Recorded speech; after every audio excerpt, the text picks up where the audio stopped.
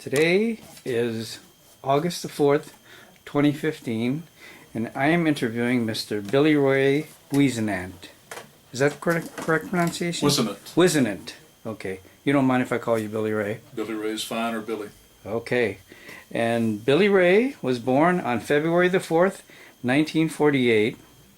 He's 67 years old. And my name is Steve Sumi, and I am the interviewer. And Billy Ray is being interviewed at the Central Coast Veterans Memorial Museum. So maybe you can tell us a little bit about that picture first that we shot. That's a pencil drawing that my son Scott Wisenant did for me, and very proud of that. It's very true to the original picture that the Marines took of me when I was a young man. And I also used that particular picture for the cover of a book that I have called White Blooms. You want to show us? The book is entitled White Blooms. Up a little bit more, Bill. There you go. And Okay. this idea, people have asked me, and if you don't mind, Steve, I'd like to tell the story about Not that. at all. White Blooms, when I first went to Vietnam, I had only been there for approximately a week, and one of the Marines that had been there for a while asked me if I'd like to go to Graves registration. And this is where they kept the young men that were getting ready to be sent back to the United States that had lost their lives in combat. So this was my first experience in going to this facility, and I walked past 12 young Marines laid out to my right. It was a very vivid memory. And some of them had toe tags on, some of them were in the body bags, some of them were not. But again, this was my first realization of what could happen to me. And I also had a very strong sense that these young men were not with us anymore. The first time you see death, that was my reaction to it. So as I walked past these 12 young men, I walked outside of the little tent that they were in, and there was one dead-looking bush off to my left. On that dead bush, there was one white flower. And the gift I feel that I received that particular day was that this thought came to me: as long as I can see that one white flower, I'm still here. And as long as I'm here, I'm going to do everything I can to stay here, because I just seen what death was. So why and how that thought came to me at 19 years old, with not much life experience at all, other than high school and the usual, things that you do in high school. Usual for me was hanging out at drive-ins and going to the movies and dating girls and high school football games and all the generic, 1960s type activities, rolled up t-shirts and rolled up blue jeans and all that. But how that thought got to my head, I don't know, but I've really appreciated it through the years, because it's reminded me that no matter how bad things are, and this truly was a bad thing for me, that you shouldn't forget to look for the beauty that is still around us. And that's the way it translated to me many, many years later and today. And certainly not that bad for me today, but it reminds me to not stop looking for the beauty that is always around us, and I've come to believe that is also within us. And so that's why I titled it White Blooms and White Bloom. It's a very beautiful story. I like to share that particular story, and that's the idea. Don't forget to be aware, because we can be overcome not so much with death, but finances and illnesses and relationships. There's a lot of things that you can, if you let yourself believe, can keep you from being at least aware that it's still there. It never goes away. We just forget to look sometimes. So thanks. I wanted to at least share that part of that book. Wow, that's pretty moving. the fact that you saw all these dead bodies and how it affected you? Well, I think the more important thing to me was how that thought just came to me. You know, as I said, I had no life experiences, but I've always appreciated. I didn't at the time. It was just a thought that came to me. But in later years and throughout my life, it's come to really mean a lot to me. And again, I like to share that story when I can. My Great. daughter will ask me from time to time, "Dad, are you still seeing the white balloons?" So it's nice to pass that on. Wow. And you were born in Nacogdoches, Texas. Nacogdoches, Texas. A family of how many? A family of me. A family of you? Yeah. Basically, I was an only child. What'd your mom and dad do? Only child and left-handed. So I had it all going on there. Yeah. It's pretty funny. My mom and dad were small town folks. Nacogdoches is not that large either, but they were from a place called Redland and Lufkin, Texas. And they had me, and I guess that was enough for them. So no siblings, nobody to fuss with, nobody to fight with. Pretty normal childhood, would you say? Well, Whatever that is. Whatever. I'm still trying to define normal, but I guess it wasn't abnormal that I know of, so it was normal enough. Yeah. It was all right. And My parents divorced when I was 5, and that was not a good experience, but still. You stayed with it's your just mom? The way it happened. Stayed with my mother for the most part. Went on to high school and didn't study that hard and didn't apply myself and all the things that you heard back in those days. What are you going to be when you grow up? And if you just applied yourself, you could really do it. You'd be smart. And deaf ears, completely deaf ears, because I suffer that same anomaly that all young men seem to suffer. That we know everything there is to be known about everything. In truth, we know nothing at all. Nothing. So, even as adults. even as adults, and when we start thinking that we do, I think, I trouble. always get very cautious when I think I've figured something out. So you graduated from high school and then... Barely graduated from high school.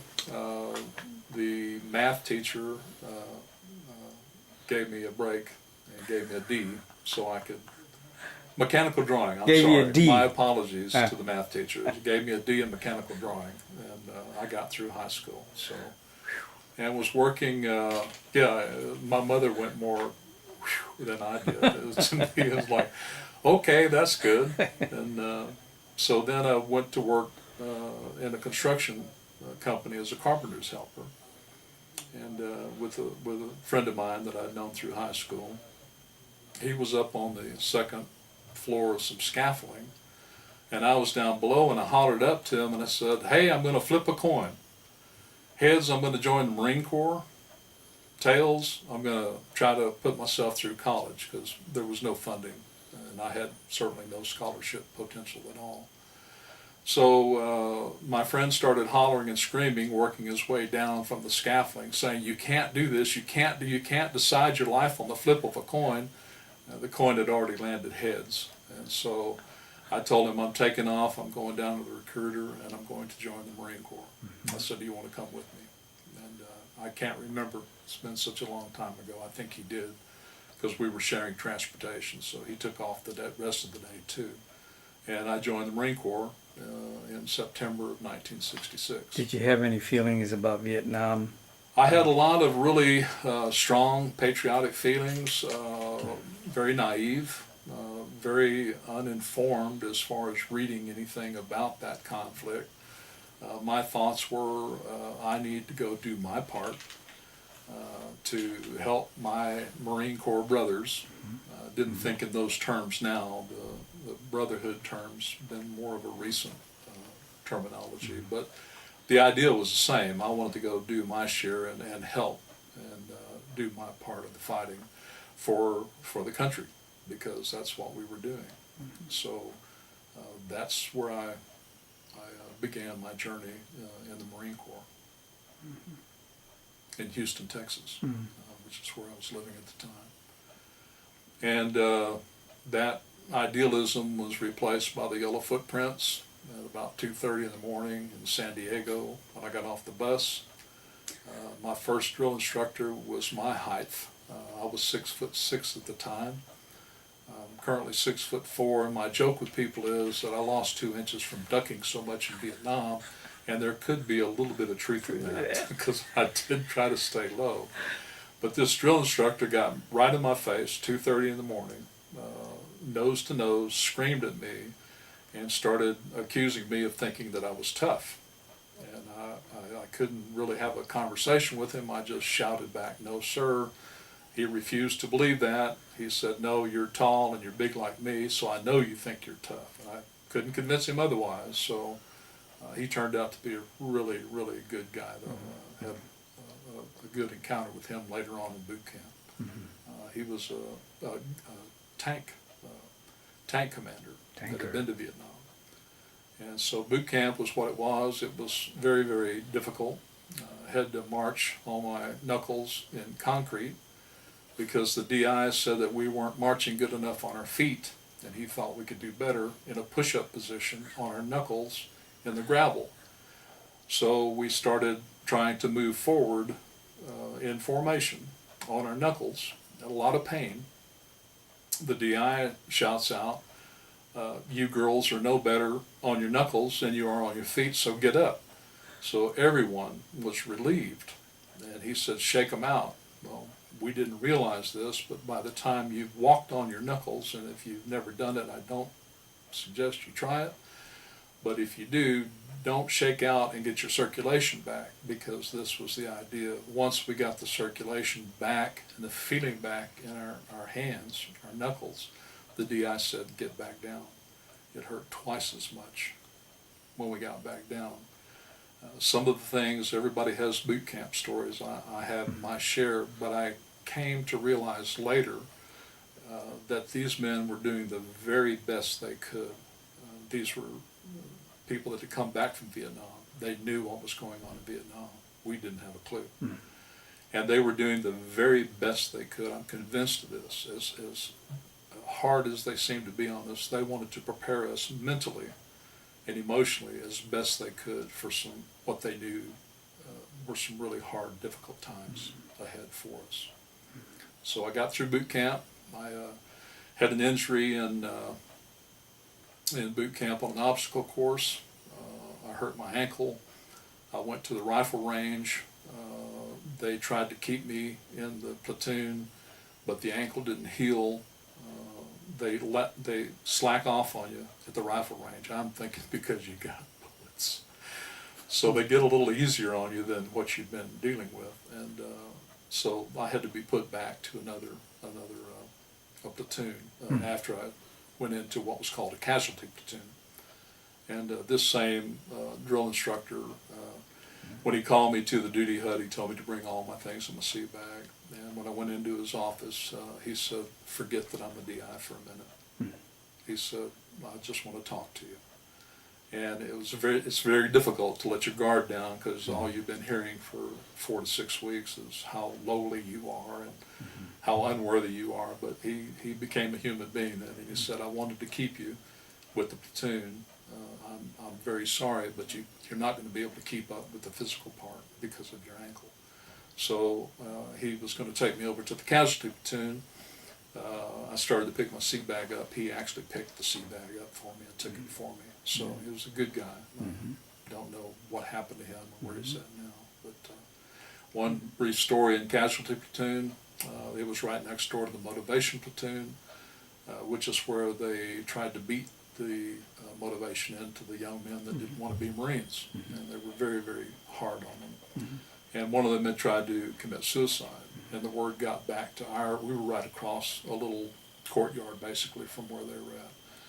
And the drill instructor that night came to us right before lights out, and he said, "I guess you heard that this person tried to kill himself. So before we go lights out, I'm going to give you an instruction on how to properly take your life, how to commit suicide." He actually had a razor blade.